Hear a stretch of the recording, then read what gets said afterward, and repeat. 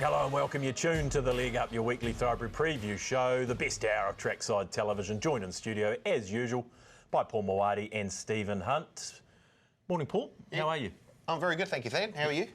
Well, I've been worse. You had a good week? Didn't go too badly, yeah. It's been very busy, as you know. Yeah. Oh, you're a busy man at the moment, aren't you? You get about the country. There's a lot of things going on, Thad. What were you doing yesterday? You were up in Auckland, were you? We've been a pre-season training. Pre-season. You're coming out of retirement. I wouldn't say that, not after yesterday, no. You back a winner in the weekend? I might have had, one, the odd one. Yeah, okay. We might get to that. Morning, Stephen. How are you? Morning, Thaddeus. Yeah, very well. Big weekend of racing last weekend?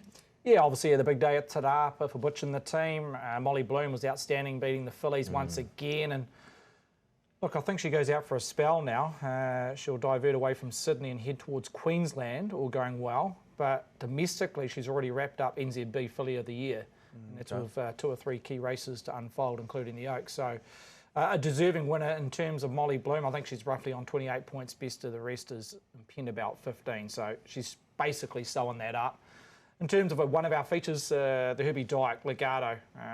Look, there was going to the race, possibly a tactical affair in terms of speed early on. It looked low on that count, but there was that problematic angle that Ryan Elliott could find Legato 2-3 back rail, but after a couple of furlongs, he was 1 out, 1 back, and you would have loved the $1.80, $1.90 earlier in the week around Legato midway through the race, and he just rode as the best horse in the field. And we saw a different side of Legato. Normally she's a horse that sits back worse in midfield and chases to the line, but first time over a furlong or a mile and a quarter, she was right in the thick of it come the business end of the race, and she hit the lead roughly 300-400 from home, and she had to fight off out, didn't she? Yeah, so another bow to her repertoire. But look, she'll go on to the next race. I think they call it the Bone Crusher, and she'll be awfully hard to beat because I think that race is just thinning out in terms of rivals, Campanessa, etc., withdrawing. So she'll be very short. Okay. Let's head north. Say good morning to Brendan Popplewell in the race. We haven't touched on BP from last week as a railway, taken out by the Bonnie mare, Bonnie Lass. Yes, and Aidan Rodley, look, I guess still celebrating. Well done to the team. Social Racing, they do a great job for syndication. Brett and Wendy Cooper, super job with what they've done over the years. And look, a lot of raw emotion there. First Group 1 for them, and look, a number of others that were involved in the horse. That's the great thing about syndication. You can have 0.5% to 10% in the horse, and you're part of a Group 1 winner. And we see that with all our syndicate groups across the country. And they experienced that last Saturday because it was a great ride, and it was a horse. And we speak of it so often, but it was deserving of a Group 1. It was a horse that had been there so many times, so close to winning a Group 1. And I guess you go back to New Year's Day, which was the day where they probably felt they were robbed of not getting that opportunity when run off the track by Mercurial. And she looked like she had her opportunity in the railway, was placed in the Telegraph, and then was able to get the job done in the BCD Group Sprint. So well done to them. It was a very good day of racing. And also big ups to you guys as well, with the early crow giving the dead heat payout on Muzzolino, which was a real big go on the market. Dead heating with Sharp and Smart, just right on the line. I've never been so excited about watching an early crow. I will say that. And I was watching it with Aidan Rodley, and I was giving it the, did it get up? And then to get the text message through to say that they've paid out on both was a good text. Yeah, I couldn't imagine why you were so interested, BP. I'd suggest that Mazzolino, the way it was back, might have been the bet of the weekend to win that early crow market. Well, Sam Spratt, drawn low, found that spot where it needed to be, and look, look, Sharp and Smart. You can see Matt Cameron was keen to be able to put it in a position, and I guess that was the key to the race for him, is try and do something different, put him into a spot. But like you said, Ryan Elliott's ride on Legato was bang on the money, and we look forward to seeing her now head towards the Bone Crusher New Zealand Stakes and then back across the Tasman. Super day of racing, and I love the fact that they bring those legends out. Nothing like nostalgia in any sport. and to be able to see some of those old horses again back at the track. Some of them were pretty keen. Some of them were thinking they were back at the track ready to go around for another spin. So yeah, so great to see those legends on course. Yeah, I saw some footage of Excellent. He was very fresh. Very fresh. Great to see Excellent, among others, on the track there for Legends Day. OK, BP, we'll come back to you for your maiden of the week. What have you found us? Yeah, there was a couple of options. Definitely some good maidens throughout this week, but I've gone with this maiden. It was out of Taupo by the name of Irish Legacy. Well-bred type, a horse by I Am Invincible out of the dual Group 1 performer, and that being Shillelagh. A really good ride too from Ryan Elliott. Just cut corners, came underneath runners. You could see at the 600 metre mark, this was the filly you wanted to be on, because she was really charging through the bridle and chasing after those up front, and that being Billy Lincoln and Silk Degrees. It's a pretty soft win on the line, wasn't it? Got to them, went straight past them, and was very kind on the line. We know how good Shillelagh was. Shillelagh was a Group 1 performer in Australia. It was a horse who had that real good turn of foot. So maybe we'll see something from her progeny, and off that very first up, first win, possibly. Nice on the eye. How'd it rate on the clock, Steve? Geez, it looks like it had a bit of scope, that Irish Legacy. Yeah, very strong.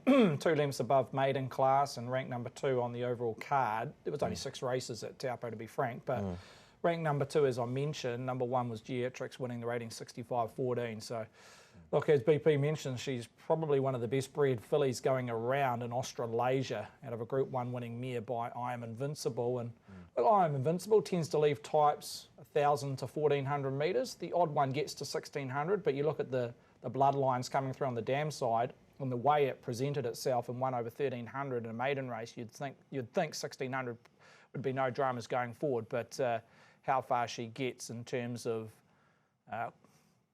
class, well, that remains to be seen, but she's done nothing wrong from one start, one win. No, absolutely. Looked good. I think BP's found one there in Irish Legacy. OK, team, big day at Ellerslie, Avendale, Guineas, Avendale Cup day. Before we get there, we need to hear about the weather and the track. Steve, the track, what are we, heavy 8, heavy 9 at Ellerslie? Good 4 rail is out 6 metres. So we have to rewind the clock a few weeks ago, obviously, to the Karaka Million night on the 27th of Jan when the rail was in the true position. So they've just gone out 6 metres. I gather that's just to protect the inner part of the track for what we're going to have over Auckland Cup week. We're going to have back-to-back meetings in terms of Saturdays for Ellerslie. So protecting that track from the rail to 6 metres out. But the weather looks A-OK, so no dramas, and you can back with a little bit of confidence, well, actually a lot of confidence, knowing what the track's going to be tomorrow afternoon. OK, race number 6 on the card is the Eagle Technology Avendale Guineas Group 2. And a lot of these horses stepping to the 2100 for the first time, Steve. Run us through this market. No surprise, our favourite. Yeah, and the one filly in the race, she's opened in the red. $1.80, that is the original quote on Wednesday, Thaddeus, now trading $1.80. There's a boost priced around her. But in terms of the final field market, she's still clearly the best back runner in dollars invested. Ascend the Throne at $7.50 in that second line. Justice Sharp at $9. Interlinked, a little bit of speaking here for the Aussie Raider, 15 into 9. So there's your genuine firmer. That has only just been updated. So if you go to your website, you will see the $9 on offer around Interlinked. Moss Invader at an $18 price off a shortener of 15.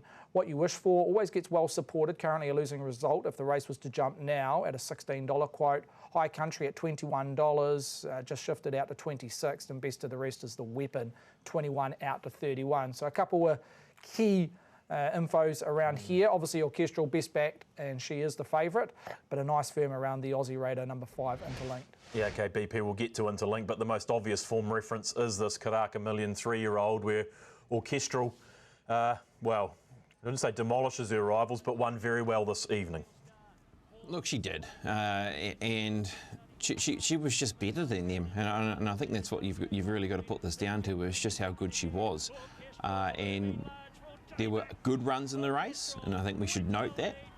But the best run of all was the winner, of course, and she was super, wasn't she, Orchestral? And we're going to show you a key part that I know that the boys will want to talk about, and we'll even come to you, Stephen.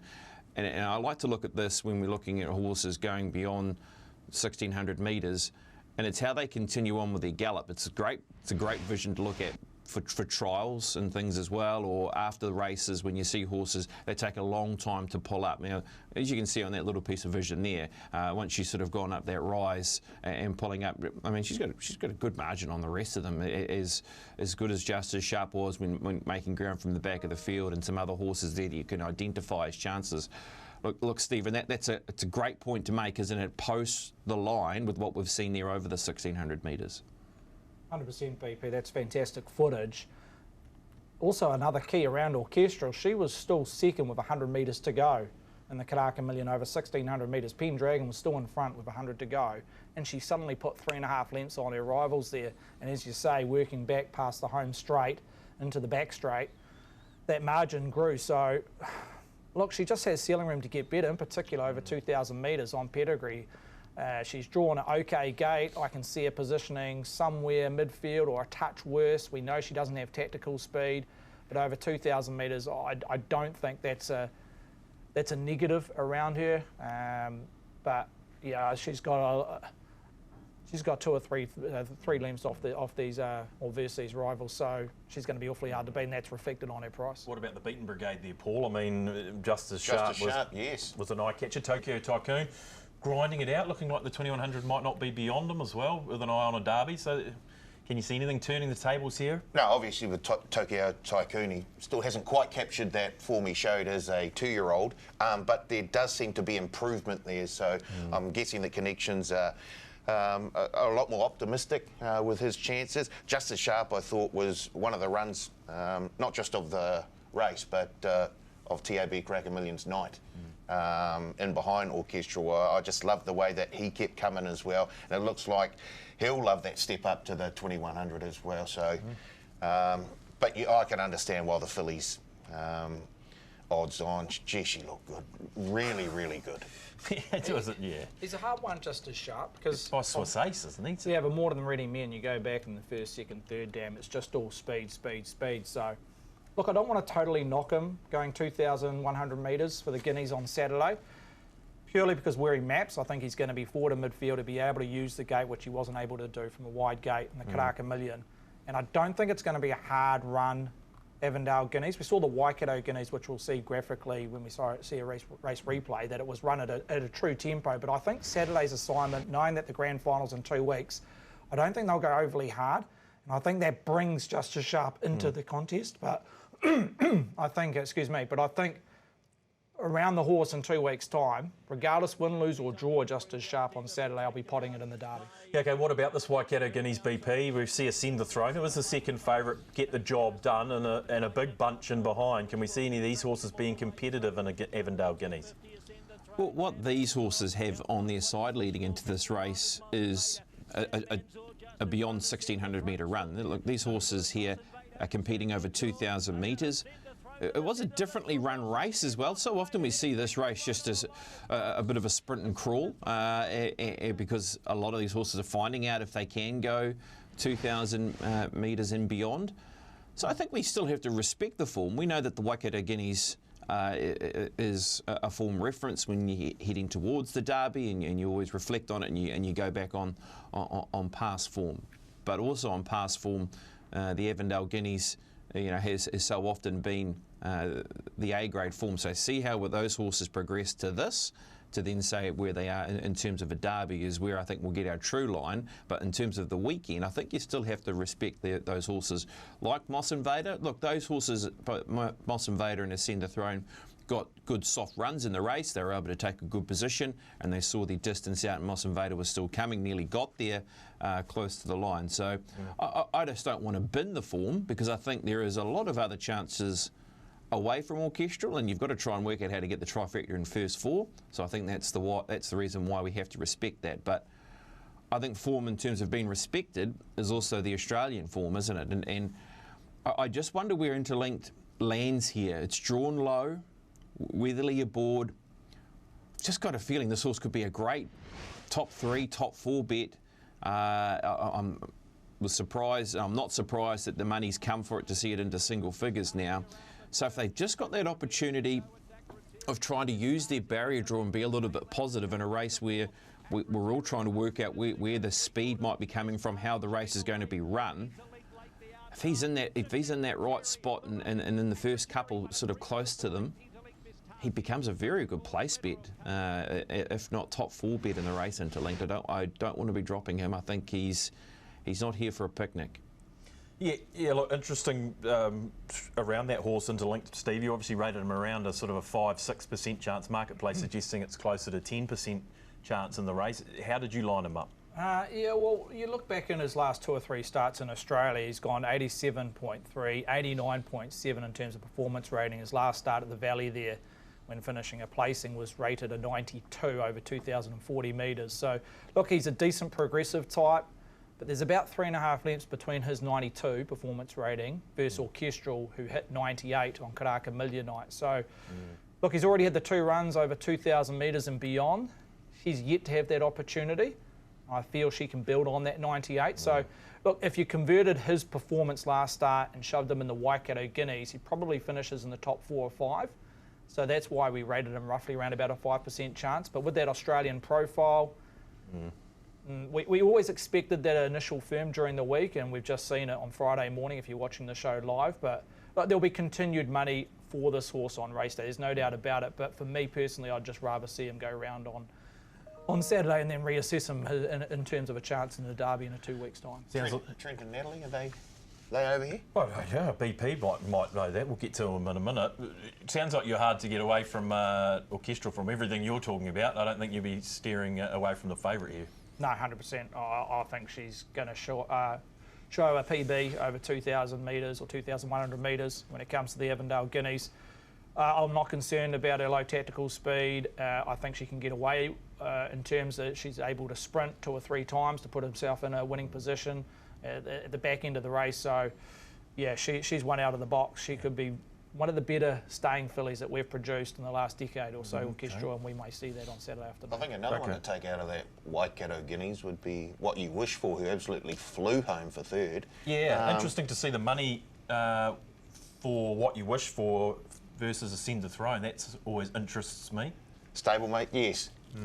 Stablemates, yeah. Well, how people are leaning over their, leaning closer to the TV with their pen and paper, Paul, waiting for you to provide your selections for the Avendale Guineas. They're hoping you're going to tip something like the Weapon or High Country. Well, surmise the race for us. What are you going to be having a bet on this year's Avendale? It's very, very hard to look away from the filly.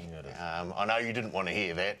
No one did. We were waiting for. Well, I think the connections might be quite keen on the chances of Orchestral, to be fair, and Roger James and Robert Wellwood would also be very keen on how Orchestral goes. So, just the way that she won that the 3-year-old race on TOB Karaka Millions Night, just Jeep, she looks something special. Yeah, no doubt. BP, final thoughts here in an Avendale Guineas. Eagle Technology, Avendale Guineas. Yeah, look, there's a few chances here to break down, isn't there, in terms of trifecta, first 4 power play horses. I do think the Weapon is one horse I'm keen to keep tabs on here.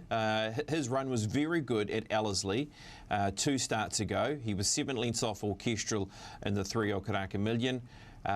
He'll be looking for this trip. So he's a horse I'm keen to take notes on, and he can keep progressing. And then, yeah, something will jump out of this. Something will jump off the page. It happens all the time in this race, and it might be at a big price. And then all of a sudden that runner is the 3rd favourite for the New Zealand Derby. So have a look at the futures market. If you like something at a price tomorrow, maybe have a sneaky on them in the Derby, and you could be sitting on a nice ticket. And in terms of the Derby, Orchestral is $3 boosted in the futures TAB trackside New Zealand Derby. And if you like it tomorrow, well, she won't be $3 by the completion of this race for the New Zealand Derby. So maybe that's a possible play to look towards for 2 weeks' time. Hey, I got a lot of faith in you. I'll stick with you, kid, that's the bottom line. Lance O'Sullivan Award time BP. Would have been a tricky one to come up with, I thought, after what we've seen in the last 7 days.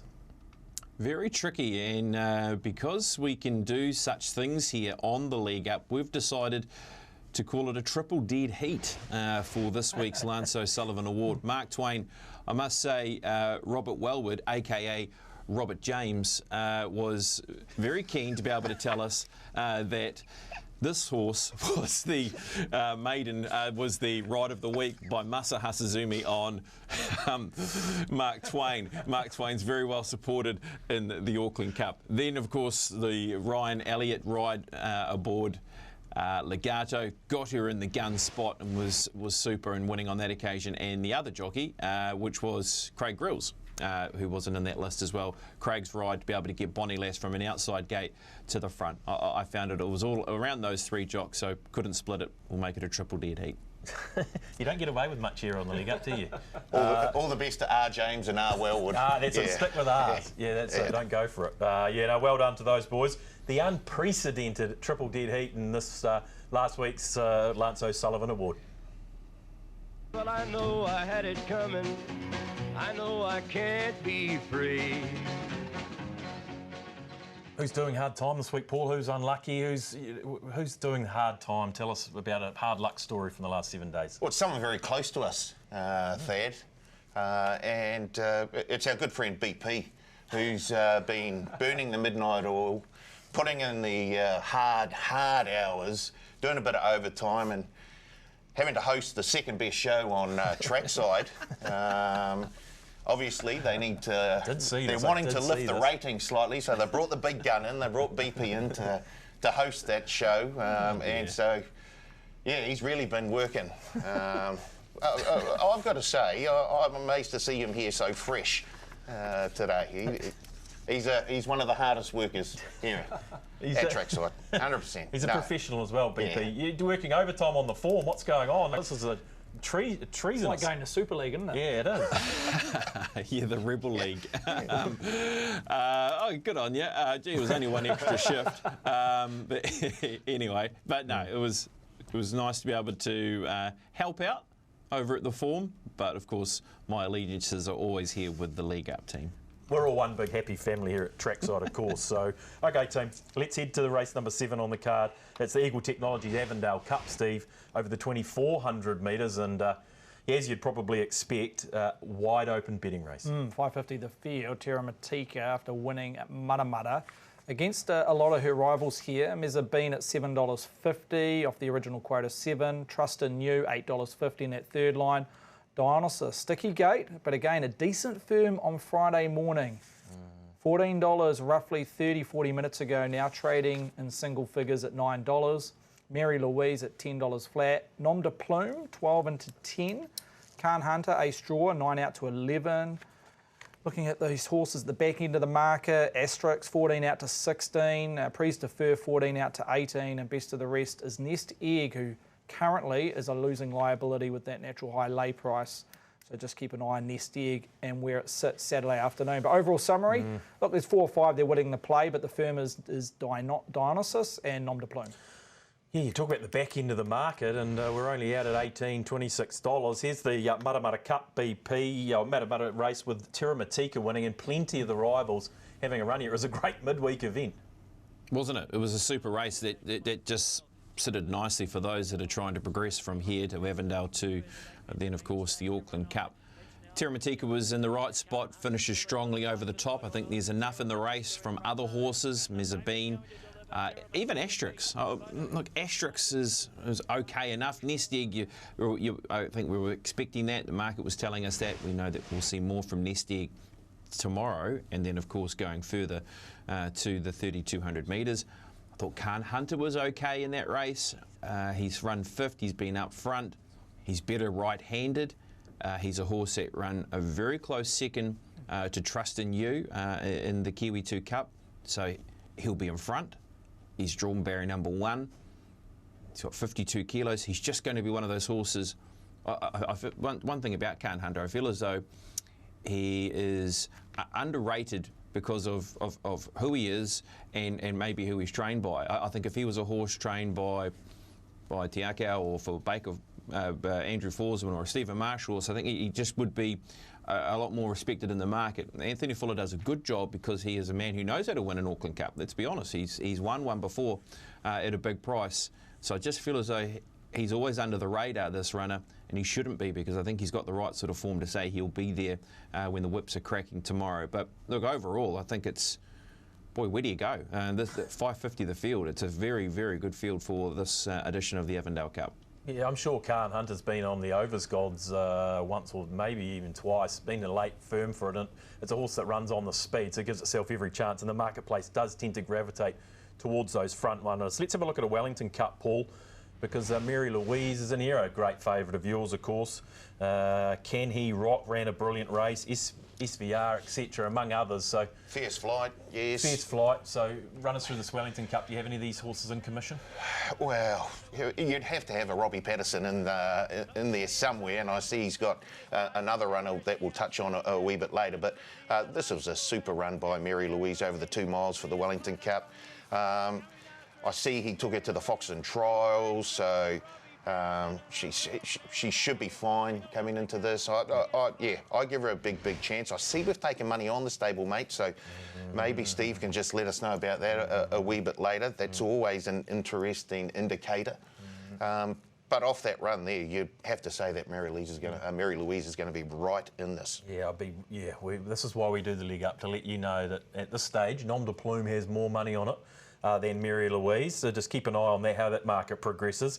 Let's go to the QE2, Steve, because Trust in You's an interesting runner. Khan Hunter is also in this race, and Mary Louise. Yeah, this was the QE2 Cup on New Year's Day. Look, the winner here and Trust in You was on that crucial 6-day backup, considering how the track played. It was a genuine soft over a staying trip.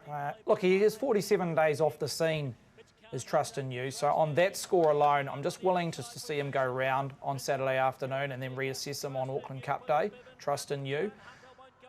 It is a form that has stacked up. You see Terra Matika there in 4th, the Wellington Cup winner in 3rd place there, Mary Louise. I'm keen with BP's thoughts here around Khan Hunter. I just feel this race is a nice setup for this individual. He went into Matamata off a 47 days off scene. And again, I just don't think they'll run this race at a strong tempo, knowing that it is grand final in 2 weeks' time. You've got a lot of horses in this race dropping back from a 2-mile event in the Wellington Cup. I think a lot of those horses will default to the second half of the field. I just feel Khan Hunter can put himself in the race. He'll benefit from that fresh run, you could say, at Matamata a couple of weeks ago. Look, he doesn't have to lead. I think he'll be dictated by Sam Spratt aboard Good Oil. And if they want to lead, he can just sit in that trading position or eventually sit on the outside of Good Oil. So the only concern is Darren Dennis, and no knock on the jock, but his last win was on Star of Justice back in October at Ashburton. So he's had a little bit off the scene in terms of a win next to his name, Darren Dennis, but I just feel it does set up this race purely because I think a lot of horses are going to default back to the second half of the field. It could become quite tactical, knowing that the grand final's in 2 weeks, and that's why I'm just leaning towards Khan Hunter in my top 2 selection. Okay, and what about Nom de Plume here? We're going to have a look at a Trentham Stakes BP. And as we mentioned, plenty of money at this stage for the stablemate of Mary Louise. Yeah, and a nice little trial during the week as well, just to have her in the right spot. Look, Robbie Patterson has had one of those seasons that he'll never forget, and why can it not just keep happening? Why can't he not just pick off some more success? He's got 2 great chances here. Nom de Plume was super here when hitting the line and behind time's ticking. She just might be in that right spot to say that she's ready for the 2400 metres. I don't want to have her not in my ticket. I just have to have her on a quaddie ticket. And if you're looking to play multiples, she potentially could be one of the better roughies in the race, and double figures anyway. And if that money keeps coming, she won't be double figures for too much longer. She's already 12s into $10. So yeah, I've got a big respect for her. I've got her in my numbers. Yeah, it's about trying to work out who's here for a glorified Auckland Cup trial, who's here for a good sighter around Ellerslie, and it's a chance to work home and be ready for 3,200 metres. And look, the race is worth $175,000, so they'll be trying, but it's also one of those races where you know there is a bigger prize to come, which is, of course, in 3 weeks' time. So there'll be a lot of horses here running on. It'll be the key reference towards the Auckland Cup. But how do you try and work it out in terms of a winner for the race is the hard part. I'm with Khan Hunter. I think he's a horse that is worthy of an each-way investment in the race with his low draw and his chance to be able to dictate, and he drops a kilo on that particular run that we showed you from the Kiwi 2 Cup. So just think he's in a nice place where he can run you a great race at odds. Steve, sounds like you wouldn't mind an each-way ticket on Can't Hunter in the race. Yeah, I'd like to split my bets. A nice little each way, one by a 3 play on 2 horses, Can't Hunter being one of them, and also Nom de Plume. Look, he was entitled to run on. That was a very strongly run race with Segundo doing the donkey work till the 600. But he is not, or she, should I say, Nom de Plume, is not nominated for the Auckland Cup. So I doubt Robbie will be bringing this horse up just for a picnic on Saturday. This will be its grand final in terms of the next 2 to 3 weeks around Nom de Plume. It is one horse that is contesting the Avendale Cup that doesn't hold a nomination for the Auckland Cup. Now, on paper form, it shows this horse's first time right-handed, which we know is untrue. Robbie's taken this horse to Queensland, and it's been successful at Doomben and Eagle Farm, so no knock there either. Okay, Paulie, we saved the best tips for last in this race. I thought this might be your race to tip us something. What have you got for us, or how are you going to be attacking this Avendale Cup? I do like Nom de Plume. Yeah, I thought you might. Well, it's Robbie, isn't it? Yes, 100%. And as Steve said, this is probably the grand final for Nom de Plume. Yeah, that's a good point. So, and the money's on as well. So there's a lot of indicators there that would say, yes, Nom de Plume, it's time. The other one, Trust in You. I really like the 2 wins coming into this race, the Kiwi 2 and the Dunstan Stayers final. Yeah. I just think runs to that sort of level again, he'll be right in it. So, yeah, Trust in You and Nom de Plume for mine. Okay, very, very tricky Avendale Cup. Good luck with your investments there. Okay, race number 5 on the card, gentlemen, is, of course, the Sky City Horizon Uncle Remus Stakes for the 3-year-olds over the short course, 1200, Steve. Yeah, for me, this is the race of the day at Ellerslie on Saturday, headed by Merchant Queen, 250, got as short as 230, just out of $2.40, second best back runner. The best played runner thus far in the first, 2 or 3 days, sits with the second favourite, number 7, and Just a Floozy. Opened at $6, now trading at a $4.20 quote, holds 2 times more money, v Merchant Queen. No Rain Ever in that second line out of full points, $7.50, now $8.50. I'm Unstoppable, 9, got as short as $8.50, just out to double figures, $10. In that middle market, Star of Justice, a little bit soft there, 11 out to 12. Look, Maoate Down's been well tried, 16 into 12, so it's a genuine firm in that middle line. And Pericles best of the rest, 18 into 16. So look, overall summary, number 7, Just a Floozy, best tried in a very good 3-year-old 1200 metre race. Yeah, okay, nice race, BP, but obviously the form reference here you would be thinking will be around Merchant Queen. That is our favourite in the race, and here she is taking on the Almanzor.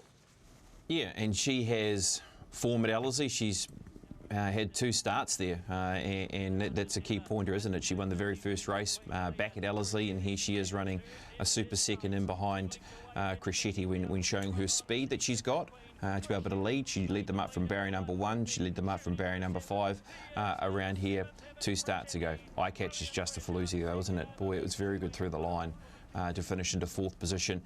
We heard from Peter Williams pre that race, and it was a case of that they'll be learning a lot from where Just a Floozy is off the back of this run. It's a race where they believe that she wasn't a strong winning chance, but she could run well. I think everything they got from that race is what they were looking for. It was tick, tick, tick, really, around Just a Floozy. And now they're back at Ellerslie for a shot at an Uncle Remus. Good money in a stakes race.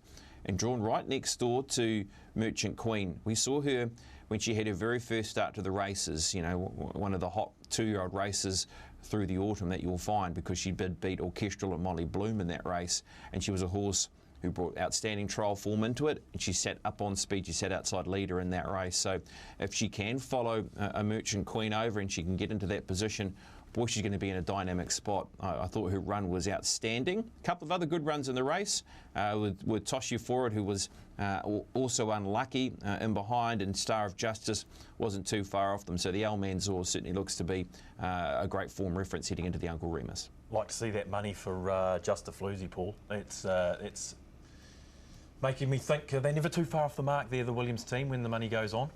Certainly not, and as BP alluded to there, that was a fantastic run from the back of the field by Just a Floozy, so I can understand why the money has come, the early money, which is always a very, very good indicator that, yes, we're good to go. So I love the top of the market here, Merchant Queen and Just a Floozy. You like that Almanzor form? Indeed, very much so. And the fact that they've had a go on the track as well, I think just gives them another sort of impetus to go, yes, we must be on. They know what they're doing at Ellerslie. Well, here's a horse that'll be trekking north, Steve.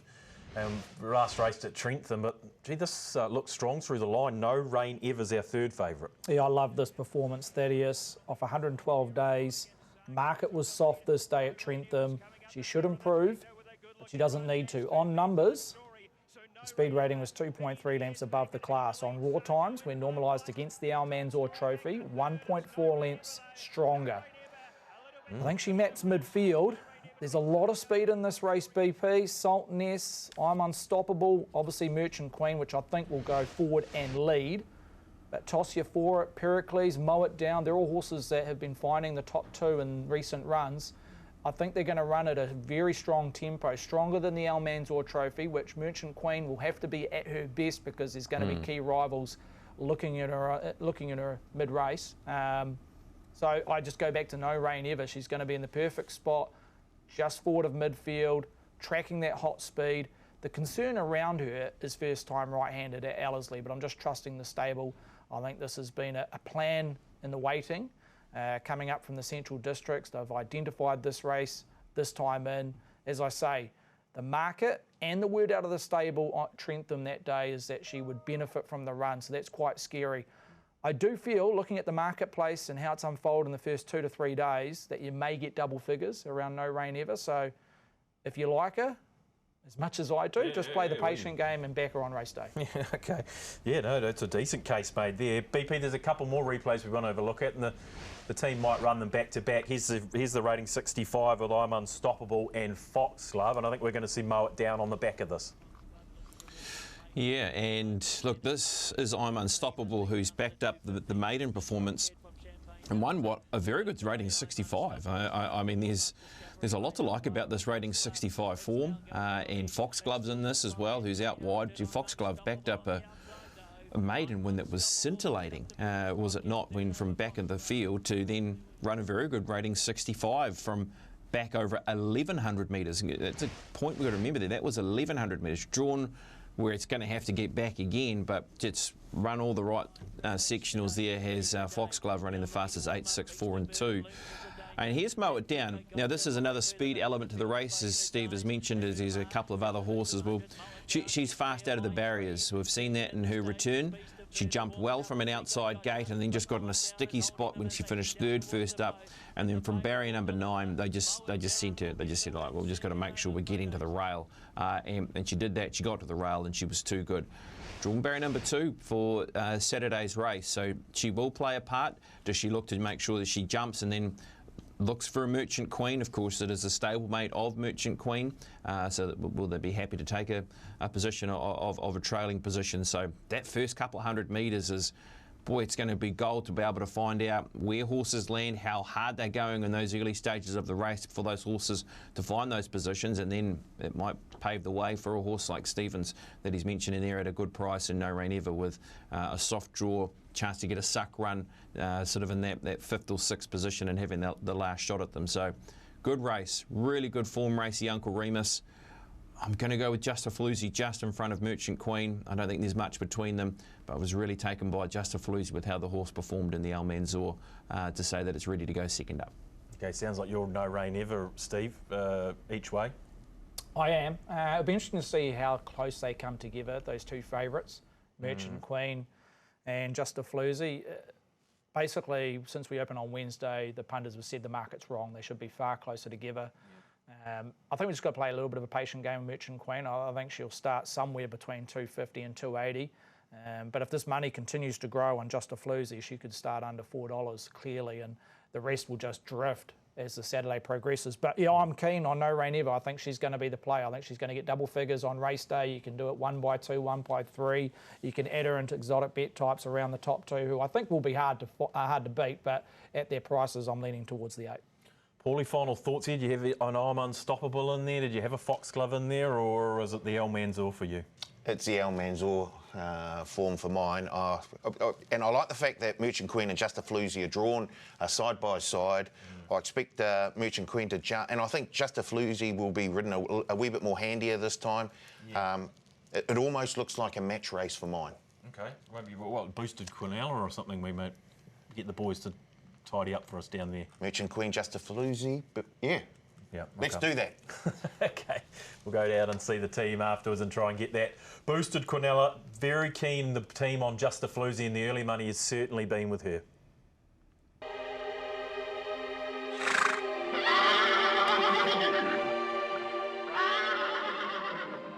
Overs God's time on the leg up, where we have a look at the biggest market movers and how they fared over the last 7 days, or certainly last Saturday anyway. Te Rapa, be a rocker. That's the BP army getting stuck in there. And to be fair, they probably should have had a win, I think. $9 into $6 be a rocker. It was a terrible result. All the Popplewell family were on, I think. It just couldn't quite get there. Sam Weatherly aboard. Molly Bloom, well played to the marketplace there. $3.60 we put up on Wednesday afternoon, $2.70, and she won extremely well like a good filly. And this is an interesting one. Cinnamon didn't perform this time, but just watch Cinnamon, $26 into $10 in that Karapiro Classic. Interesting run of the 3-year-old up against some of the older horses, but just keep an eye on Cinnamon. That money doesn't arrive for no reason. And now here you go, Paul. You talk about the South Island market movers, the South Island oil. Bang, bang, bang, bang, bang. Beau Brummel race 1, Lady of Court race 3, that's the Tiakau hit. Followed up with the Pittman Crush, Motion Time into Mystic Park, and then finished us off with Stephen Hunt's bet of the day, Chapin Teal, $6.50 into $4.50. So 5 winners down south. How's that? Southern Mail, best mail. Follow that mail. That's 100%. Yeah, okay, 100%. 5 winners for Overs Gods this week. Okay, we're at Southland Guineas Day down in Invercargill. Big day down there as always. We want to have a look at that Southland Guineas. But before we do, let's talk about weather and track. Steve? Yeah, fine. Currently, we're sitting on a good 4 rail back in the true position for one of their big meetings on the racing calendar. So, again, you can punt a little bit of confidence leading into race day. Whether they irrigate it between now and then, it remains to be seen, but it should play a fairly fair track and a good 4 on in terms of pentrometer reading. Okay, nice race, and obviously brings the culmination of these Guineas races, Steve, and run us through this market. Yeah, Amber Law is the favourite, $4.20 into $3.50, so a nice little early move around the filly. In front of Collect the Cash, 5 Good Assure's $4.80, just back out to $5. Quinta Beale bouncing between $6 and $5.50. Lady Sass, who's been doing a bit of trading up in the central districts of late, 6 got as short as $5.50, just back out to 6.5. In the middle market, Sugar bouncing between $14 and $13. Mogul got as short as $13, just back out to $15. And Ocean Light got as short as $15, but again has eased in the last 12 hours, back out to $18. So, yeah, overall summary: Collect the Cash has the supporters there, but clearly the best back runner is the Kelvin Tyler train gallop in Aberlour. You got a case of it now. Robert James, Kevin Tyler, come on boys, we've got a lift. Here's the Gore Guineas BP. This is Aberlour taking it out, and our well-backed favourite here. Robert James, that was the call of the century, wasn't it? Still cracks me up. Right, Gore Guineas, yes. Look, this is the form, and I know that Stephen's going to be pretty keen to be able to push us towards this one as well. Aberlour, I think, yeah, anyway, it's the one I always get my tongue twisted around, but it's a horse that sat up on speed, they just kept on running and got the job done. Beat Harker Decree, and I guess we went to the Dunedin Guineas with some sky-high confidence that the horse could back it up, going from that Gore Guineas towards the Dunedin Guineas. And look, it was a horse who travelled wide but still travelled kindly in the run. Maybe it was down to the way the track was playing. I'm not sure around Harker Decree's defeat, but I was really taken by what she's done there. She's got a good draw and she's got a big opportunity. And I guess the Dunedin Guineas is the next one we're going to look at, team, and of course we'll see Terry Mosley, of course the winner of the Lance O'Sullivan Award with his ride aboard Collect Your Cash. And look, in a race where there's a couple of other good finishes in behind, but Collect Your Cash was able to gain the victory. It's drawn well enough for tomorrow's assignment, and he has to be, what you'd imagine, the biggest danger to the favourite. Yeah, I would suggest no doubt Collect Your Cash. This was a gun ride, getting out the late split from Terry, but look, some other good runs here. I thought Quinta Bell there just getting held up as well in commission. Yeah, but I do want to look at Collect Your Cash, because what we don't see is the start where he missed it. and as we saw, came around the turn pretty much last, and then was sort of all over the place. Found a bit of trouble during the race, but Terry, to his credit, straightened him up, and they got there. And I think off that, I really do like the chances of Collect Your Cash after that win in the Dunedin Guineas. So, yes, Quintabel I thought was very, very good as well. I can see some improvement out. But for mine, I really do like that Collect Your Cash. I think if we get an issue-free run this Saturday, I think he'll be too good. He jumps with them and... Yes. Will they try and get it? What are they going to do from barrier 6, do you think? They'll probably try and get him out, I suppose. I think and ride fairly handy, yes. Okay. I know you're pretty keen on this favourite here, Steve. Talk about Aberlour and that win in the Gore Guineas. Well, firstly, I like how she spaced her races. She wasn't tempted to run in the Dunedin Guineas. She let them all go hard in that race. She's had a slight freshen up. She's drawn an ideal gate. Kylie Williams jumps aboard. You look at the Gore Guineas and how it rated versus the Dunedin Guineas, which was won by Collect Your Cash. Well, Aberlour rated 4 lengths superior. So on that score, I think she's the horse to beat. She'll start closer to $3 than the $4 original quote. And she's my best, not just for down south, but on race day up and down the country, which we'll touch in more depth later. But don't give the game away. She looks a real progressive type in terms of the 3-year-old rankings down there. And yeah, look, you have to be a little bit concerned on how Haka Decree performed, because he did run second to Aberlour last start in the Gore Guineas and how he performed in the Dunedin Guineas. But look, he's a horse that is still learning his craft. He was pulling and over racing in the Dunedin Guineas. He probably run his race before they entered the home straight. So I'm just willing to forgive that and put it into an isolated performance around a Haka Decree. But yeah, Aberlour looks to be the standout on numbers and ratings. No, we're not going to see Beau Brummel's replay of the maiden win BP, but Sugar, Beau Brummel, they're in this market. We've certainly seen some money for Sugar, but I thought Quintabel was an improver as well. Yeah, I think those three that you mentioned, Thad, I mean, look, Sugar's a horse who got it wrong last time to the races. It might be just a case if you're happy to forgive and the horse, you know, doesn't do what the horse did last time, of course, in the Dunedin Guineas. Lisa Allpress is down there tomorrow as well. It's got a low draw. Can make the most of it with the clean getaway. Yeah, Beau Brummel goes from that maiden victory last time to the races at Riccarton Ashwin Gundasamy, takes the ride from the Te Ako barn, so respect there. I keep coming back to the Aberlour, though. It's the one that is drawn well, taken by the performance. Find it hard to get away from both those Guineas races, but I'm just going to go with the Kelvin Tyler trained runner. And what about Lady Sass too, the other one from the barn? Of course, a runner that comes back from beating a defeat behind Sabina when running 5th in the Desert Gold. It was a runner that made up a stack of ground in that race when beaten a margin of 5 lengths. Bailey Rogerson takes the ride. Might be needed to be respected as well if you're looking for trifectas and first falls. Yeah, I thought we might have seen a bit more for Lady Sass after that run up north, Steve. Yeah, look, her best numbers on rain affected going. She becomes such a low percentage play because she just misses the start, finds herself in the bottom 2. It's going to be an awkward ride for Bailey, there's no doubt about that. She'll probably have to, well, the two ways, come right round the field and to the outside, and that's hoping that track's playing even, or ride for luck in the home straight. But yeah, I think that's there's a couple of variables against her on Saturday. Do we need to ask you who you're with in the race? Probably not. No. Okay. Aberlour for BP, Aberlour for Steve. Paul, final thoughts here. Have you got a Beau Brummel in there? Have you got an Ocean Light? We're waiting for this $20 shot, mate, to be fair. Well, I heard BP mention, you know, forgive the run of Sugar last time, and I think maybe you can forgive the run of Verdian in the Dunedin Guineas as well. Just went hell for leather up front and just had nothing left in the end. Gets the ace draw this time.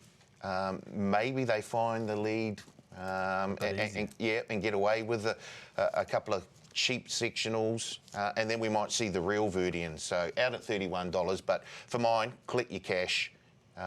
You're going the other one. You're going the Dunedin Guineas over the Gore Guineas. Yep. Okay.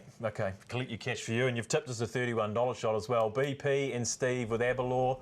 Paul Maoate, the hot hand with Collect Your Cash.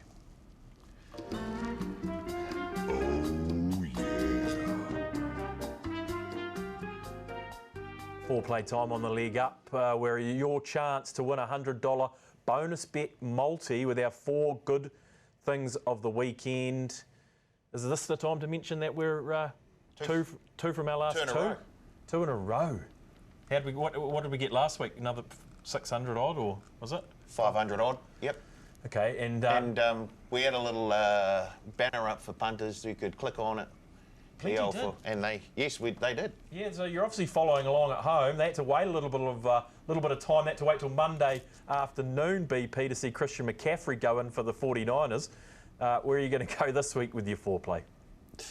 I wasn't expecting Christian McCaffrey to score a touchdown off a trick play. I was expecting it to be maybe just a rushing TD close to the line. But anyway, it doesn't matter how you get it. You pick up the paper in the morning or you check your account and you find that there's a whole lot of green ticks next to it. So, yes, CMC was able to get the job done. But, yeah, hey, wait till Monday. Who cares?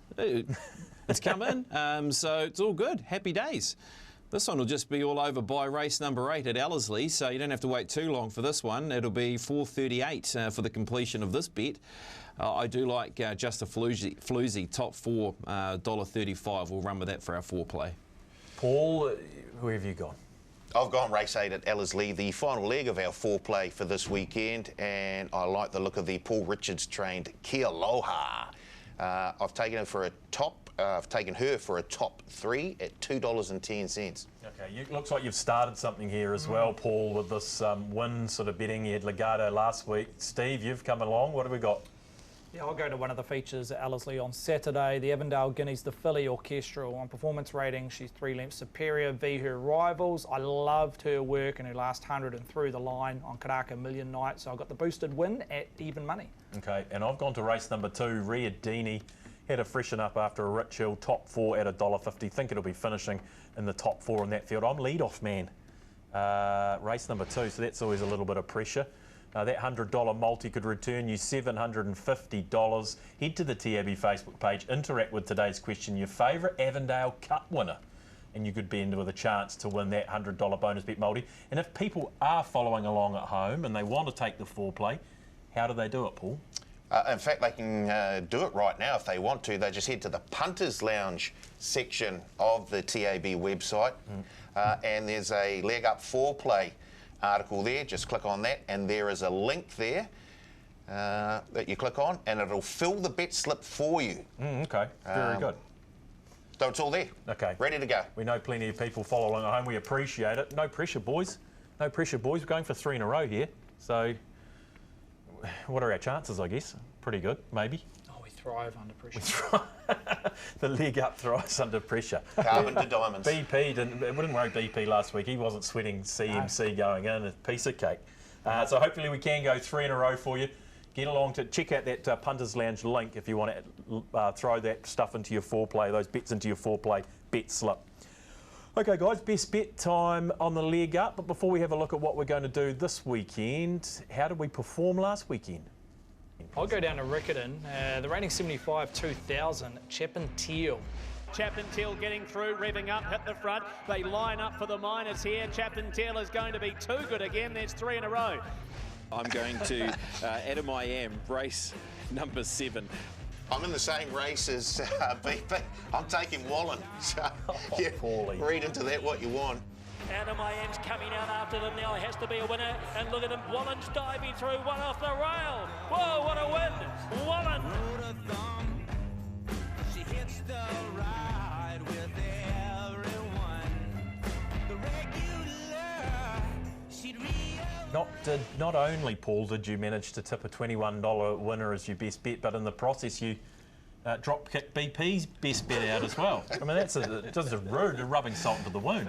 I hate to say it, Thad, I'm here for the punters, not for BP.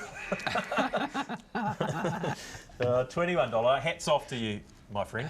Thank you. I don't know how you find them, to be fair. I probably don't want to know. But yeah, exactly. Easy bet. Yeah, easy bet. No, well done, Steve, as well. Your $5 shot got lost in the fog last week a little bit, but well done to Chapintel and well done to you. But Wallen at $21. And look, I know one person had a $10 multi or each way multi with 3 of the foreplay selections. Forgot Christian McCaffrey. He couldn't wait till Monday and chucked in Wallen as the 4th leg and turned $10 into around $2,200. So people out there are watching and taking notice. Yeah, good. Well done. Yeah, well done. Yeah, exactly. Well done to you getting Wallen. BP, Where are you going to go for us this week? No pressure to follow up last week's performance, team. Well, I do know where Paulie got Wallen from, and he got it from Maiden of the Week. So that's where he's obviously a keen follower of the show as well, which is so good to see, Paulie. Nice work. Helped the quaddie, didn't it? Boy, gave that quaddie a lovely little boost. What are we doing this week? We are going to, just showing me, we're going to orchestral, that's right. Sorry, I was throwing off there. Orchestral boosted win. We'll take that price that's available of $2 for her to win the Avendale Guineas, and might even take a little bit of her to win the trackside New Zealand Derby as well, which is at $3. Yeah, boosted at $3, as BP mentioned. That is probably worth having a go at if you think she's going to come out and do what most people do in the Avendale Guineas. Paulie, you'll be just retreating into yourself this week after that and going for something nice and simple as your best bet. Yeah, I looked for a $1.20 shot. I couldn't find one, Thad. So I'm going the Uncle Remus, race 5 at Ellerslie, and I'm going to fix Quinny. Merchant Queen and Just a Floozy. I think they're just the standouts in a very, very good Uncle Remus field. And when I looked just before we came to air, that fixed Quinny was at $5.30. Okay, not bad at all. Not bad at all. Stephen, can you follow up Chap and Teal with your best bet this week? Yeah, I'll go back to the South Island. The feature there, the Southland Guineas, over 1,600 metres. I'll go with the filly, Aberlour. I just love what she performed in the Gore Guineas. It rated highly, and when you convert it or normalise it against the Dunedin Guineas, it rated 3.5 to almost 4 lengths superior, so I'm pretty keen on Aberlour. Has the jock, has the jaw, hardest to beat. Okay, Aberlour for Steve for his best bet this week. Bonus back runners, it's a bonus back weekend, of course. I would have thought, Paul, we're going to bonus back runners first, I think. What have we got this week? Here we are, BP, thank you team. Good spot for BP at Ellerslie race 3. Paul, you've gone to race 4, Field of Gold for Bill Thurlow. Yeah, okay, very good. Steve's gone down south, always dangerous. The Radiant won $2.50 in race number 4 at Invercargill. And I've followed the money around the Kelvin Tyler train, Zar Beauteous. I think that's a decent bonus back bet in race number 1. Kelvin Tyler, isn't it? Yeah, Kelvin, I did get Thank that you. right You tonight. did. You did. You got it very good. Okay, you've got me second guessing myself now. Race number 1, Invercargill, Zar Beauteous for your bonus back bets. What about the bonus back bets this weekend, Paul? Where are we playing? Yeah, we're going the first 4 races from Ellerslie, Ascot Park down in Invercargill, Randwick and Flemington, back to 2nd, 3rd or 4th. It's the normal sort of Super Saturday racing bonus back day, so up to $50. You know the drill. Okay. BP, will come to you, say goodbye. Thanks for your efforts as always. What are your movements over the weekend? You getting to the cricket this afternoon or...? Look, a bit on today. Unfortunately, I want to because it's going to be set up, isn't it, for a chase for the Black Caps. So I can't make it to the cricket today, but we'll be keenly watching. Of course, Ellerslie is Saturday, so we'll be there with Lee Thinnis, and great to get back to Ellerslie for a key meeting, not just for the Derby, but for those other races around Derby Day and Auckland Cup Day as well. So looking forward to being there for that. So yeah, it's going to be a good old Saturday. And of course, we can't forget Imperatriz. She is back and she is looking to try and rack up another Group 1 of the Black Caviar Lightning. Both those meetings, in fact, out of Randwick and Flemington, they've got something about them. There's a lot to look out for. A lot of good horses stepping out as we gear up for an autumn campaign for both Melbourne and Sydney. 100%. I didn't even get to mention Imperatriz. She's back. That's fantastic. We hope she does the business as she has been doing. Thanks, BP. Thank you, Paulie. Have a good weekend. I will. I just want to shout out to Lucy down at the Cambridge Hotel. I know Lucy. One of the best TAB operators of all time. She's a gun. She's about to retire after almost 40 years serving punters at the Cambridge Hotel, and she would do it very, very efficiently as well. No doubt. I think she's the sunline of TAB operators, I'd say. So she deserves it, Lucy. Enjoy your retirement, Lucy, and happy birthday. Love you, Lucy. Yeah, good on you. Thanks, Lucy. We might head into the Canberra on Saturday. Thanks, Steve, for your efforts. Cheers, Thaddeus. Next week, yes, Otaki Wait for Our Age, and a boomer of a meeting at Matamata, including the slipper and the breeders for the 2-year-olds. Okay, thank you, gentlemen. Thank you, BP, and thank you to you for watching us. We'll join you in 7 days' time on The Leg Up.